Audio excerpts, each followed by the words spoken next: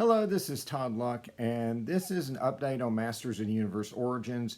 I did an update with some predictions on what we would be getting a couple weeks ago, but some things have happened since then, and I just wanted to do an update to my update because this is a great time to be a Masters of the Universe fan. There's all kinds of things happening. And so, first of all, toys are back on store shelves. So this is what my Walmart looks like this weekend with Masters of the Universe Revelation and He-Man and the Masters of the Universe figures based on the new cartoon, both on store shelves. And so if you're a collector of action figures, you know that we have had a big drought, right? And it's been very, very hard to get product. And walking into the stores now, it almost looks like pre-pandemic, right? You know, Snake Eyes came out months ago. Now the G.I. Joe section actually has product in it, right? Revelation Part 1 came out months ago. Now you can actually walk in and see pegs full of those figures. Now, by no means does that mean we're free and clear. As far as Origins go, I saw a whole 2 figures at both Walmart and Target last week. It was Fisto and Evil Lyn for each store. This week I went by and it was only Evil Lyn at Walmart. So yeah, while the other lines are coming in, Origin figures are still just a glut of He-Mans and Skeletors. My Walmart has actually put those on clearance, which makes a lot of sense. They're year-old figures that everyone got, you know, about a year ago. So it makes sense for them to clear it out so they can put other stuff on that peg. Hopefully more Origins figures, but I don't know if I really expect them to get on the shelf until I see them get on the shelf. If I see full pegs the same way I see Revelation and the ones from the new cartoon, okay, then we're good. Origins is going to be on the shelf. But until I see that, I am saving my username and password for Entertainment Earth and Big Bad Toy Store because online may still be the way to get those figures. And another big change is I was able to get my flocked Panther. So I got this guy off of Walmart.com last weekend. He sold out quickly, but when I went to Walmart yesterday, which was Saturday, I actually saw him on the shelf. There was one flocked Panther in the store, and that's a big change. So hopefully if you're looking for this guy, you're going to be able to find him. Obviously the big difference between flocked Panther and the regular edition, which is at Target and it's cheaper, is that the regular edition just has a plastic body, right? Just like Battle Cat. Flocked Panther, of course, is furry. He has realistic fur. I'm not sure what is realistic about Panther, but I suppose if you ever do run into a giant purple panther that's big enough for a human being to ride on him, yeah, I think this is probably what it would feel like. And so initially I thought Mossman was overproduced and was going to be a peg warmer for the Revelation line, but now that I'm looking at the shelves again, it looks like they've gotten in a ton of additional He-Mans and Skeletors, of course. And so I suspect those will end up being the peg warmers and will be on the shelf for a very long time. I'm honestly a little worried that this Wave 1 stuff is coming in a little bit too late, right? It's been months. We've been getting trickles of it in. A lot of people who wanted those figures already have them. So what I'm concerned about is that just like Origins, it's going to be clogged with these initial figures, and the Wave 2 figures that should be coming out any minute now are not going to end up in stores. I hope that's not the case, but you know, definitely, you know, keep your online options open as far as getting these figures. Same thing would be true of the new line He-Man and the Masters of the Universe. Almost every single figure that Walmart had was He-Man and Skeletor. So again, I hope they get in the other figures that are coming, but there are no guarantees. You know, I'll believe it when I see it. Just keep in mind that online is an option no matter what toy you're looking for. It is a little more difficult to swallow now, though, because the prices are going up, right? And everything in the Masters aisle has gone up $2, right? The Revelation figures are now, instead of $20 or $22. The Origins figures, instead of being 15, are now 17. And of course, if you're buying them from an online retailer, that retailer is probably adding several dollars onto that. So now I'm looking at like nearly $19 for a Master Universe Origins figure online, and I'm just like, I don't know. But, you know, I have been saying that I thought that they were an incredible value for only $15. I think sometimes we just get used to seeing stuff at a certain price, and when it goes up, we're like, I don't know if it's worth that. But yeah, it probably is. It'll take a little bit to get over that sticker shock. You know, we had a pretty good run at the old prices that we were paying. And just a quick note, I recently watched Pixel Dan's review of Steamcore, and he said that the smell on the new Steamcore did not resemble the original. That didn't even occur to me because I don't know what the original smelled like. I never bought him. My video was on the strength of the smell. I actually kind of want to buy patchouli now just to kind of compare it with, you know, what this odor is on Steamcore now.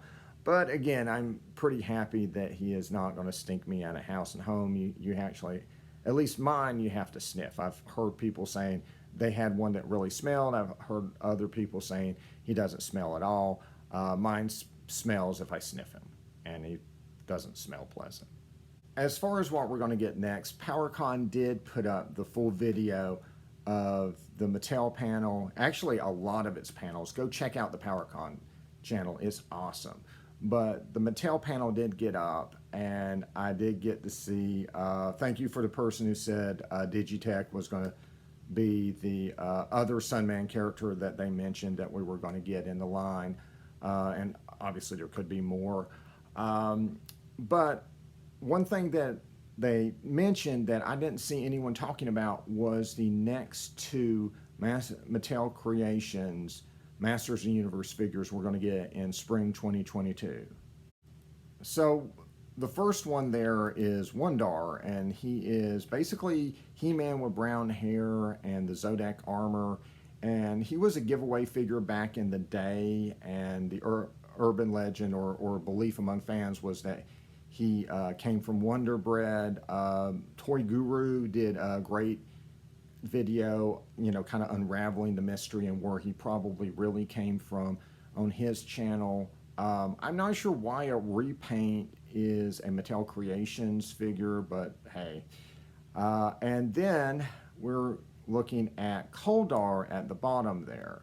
And so this is a figure from the Filmation cartoon. This was an episode called Double Trouble, and you can look that up and watch that on YouTube. It's on the official He-Man She-Ra channel, and it was written by J. Michael Swarzinski. Kol Darr is a friend of He-Man who ends up being cloned by Skeletor, you know, and there's this evil Kol Darr that tries to take over Castle Grayskull and stuff. It's kind of cool. It's definitely a surprise to get a figure like that. So in my predictions, I didn't even mention Filmation characters because I assumed that they probably didn't want to pay the extra that it would take to, you know, make them. But if we're going to get Filmation characters, how about a Negator? He had 2 episodes. Come on, man. Give me my Negator. As far as updating my predictions for what we're going to get next goes, looking through my old packaging reminded me that I forgot Clawful. So, yeah, I definitely think that this guy is a possibility because he has a lot of parts in common with other figures. This is from Buzz Off. This would be from Whiplash, which I also hope we're getting. He was one of my predictions. So I think he is definitely a possibility. I would love to see Clawful in this line. During Pixel Dan's Steamcore review, he thought because we got this armor that we were going to get Mechanic. So the Mechanic's armor looks exactly like Steamcore's except it's red. And obviously I don't have the armor for my vintage Mechanic anymore, unfortunately. He just has to walk around unprotected. I think that sounds plausible now that I think about it, because yes, you have to make a new chest for him with this action feature in it. But honestly, that sounds a lot more plausible than my prediction for Cobra Khan. So yeah, I'm going to go with Pixel Dan on this one. I think we'll probably get a Mechanic. And during that Mattel panel, I also finally got to see a good shot of the Stridor package. So the Stridor package has the dragon from Dragon Blaster Skeletor, which is a hint we might get that figure like I was thinking we would. It also had Roton and Zoar on it. Now, that's not the first time we've gotten packaging with the Roton on it. It appeared in the very first vehicle they put out, the Sky Sled. And as far as the birds go, Screech actually appeared on the Panther packaging, and Panther's been out for a few months now. So as far as Roton and the birds go, I think there's a couple different ways you could look at it, right? So you could say, oh, well, they keep putting them on the packaging, but they're not producing them, so we're just not going to get them. It's just an inside reference, to the fans. Or you could look at it and say, oh, well, they keep putting them on the package art, so that definitely means that they plan to put them out at some point. And I would fall in that later category. I think we will probably get a Roton, and we will probably get the birds. And I think the birds would be a great fit for the line right now, Zoar and Screech, because we've got the cats, we've got the vehicles, and I love what they've been doing with these things, right? They've made them bigger so they're more plausible as vehicles. The cats are more plausible as steeds. I love the fact that it looks like that vehicle could actually carry an action figure. It's awesome. But all this stuff takes up a lot of room, right? Both for display and when we want to store them, especially if we want to put them back in that beautiful, beautiful packaging and keep that packaging. So something that is smaller is definitely welcome. Something that I can more easily figure out where I'm going to put it on display and where I'm going to store it is very, very welcome. And one more thing about the packaging art. There's been a lot of concept characters that have made it onto the packaging art. I assume that these are basically just nods to the fans. This is a concept that was never made into a figure. And I recognize that one. Others that they've done, I don't necessarily recognize, but they feel like concept art like this. I assume that's what this is. I can't place it. And I have 2 books of concept art from Masters of the Universe. You would think that I would be able to recognize all of them at this point. And here's a couple more characters that are assuming are concept art. They're certainly not characters I'm familiar with from the line.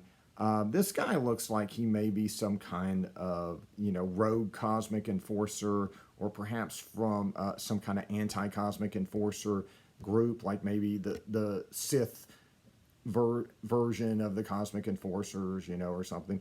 I actually really like this one. He looks like he would be an easy figure to make. I don't know if there's any consideration of actually making this stuff into toys. I think some of that would be interesting, but obviously once you do new things, sometimes people will want it. Sometimes people will be like, nah, I just want to stick to the stuff I know. But I certainly think there are figures in there that would be really cool to have. And another bit of news that dropped recently is that Masters Universe Revelation Part 2 will hit Netflix on November 23rd. And we've already got our first figure from Part 2 that's been announced, and that is Savage He-Man. And so would you like to know who Savage He-Man is and his entire story arc? Well, apparently Mattel announced that when they sent out a release about the figure. So apparently the marketing, just like for Part 1, is going to be very, very spoiler heavy, very, very upfront about every single thing, or almost every single thing that's going to happen in Part 2. So if you want to be surprised this time, I would probably recommend not watching the trailer or teaser and staying away from any, official news articles about it, and just, kind of like chilling for a little bit. I'll be doing a review of the fourth issue of the Revelations comic when it comes out next week, but I'll always have non-spoiler sections up front, and then I let you know when I'm going to do spoilers. I don't want to do that to you guys. I know there's enough out there. They were super, super upfront with the marketing and told you 80% of the major plot points and even the plot twist before the show even aired for part one. So, I hope they at least leave some surprises this time, right? It would be great to be able to watch it and actually experience it, with the characters and be surprised, as opposed to just waiting for the stuff in the trailer. I still thought part one was fantastic, but I just kept thinking to myself, man, I would have loved to have been surprised by that, especially those first two episodes with all those different plot twists. And I just wanted to note that, yeah, I did notice the inaccuracy in the stories where they were about Savage He-Man, where they were saying that he's based on the Wun-Dar bred He-Man, which I showed you earlier.